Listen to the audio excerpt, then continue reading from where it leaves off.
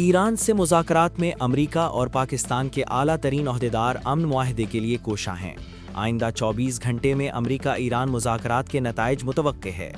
मशरक़ वस्ता में मुस्तकिल अमन के क़याम के लिए अमरीका और ईरान के दरमियान जारी मुज़ाकरात हतमी मरहले में दाखिल हो गए हैं। अमरीकी सदर डोनाल्ड ट्रंप ने तस्दीक की है कि दोनों ममालिक के दरमियान मज़बूत बातचीत जारी है, जिसके नताइज आइंदा 24 घंटों में मुतवक्के हैं। व्हाइट हाउस में मीडिया से गुफ्तगू करते हुए सदर ट्रंप ने इंकिशाफ किया कि नायब सदर जेडी वेंस के करीबी हलकों और दोस्तों के ताउन से ये मुज़ाकरात आगे बढ़ रहे हैं।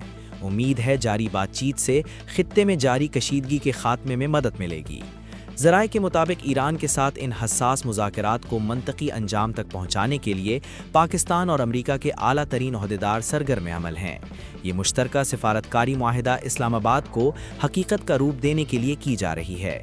सिफारती ज़राए का कहना है कि अगले 24 घंटे आलमी सियासत के लिए इंतहाई अहम हैं, जिनमें किसी बड़े ब्रेक थ्रू या बाकायदा जंग बंदी के मुआहिदे का ऐलान किया जा सकता है।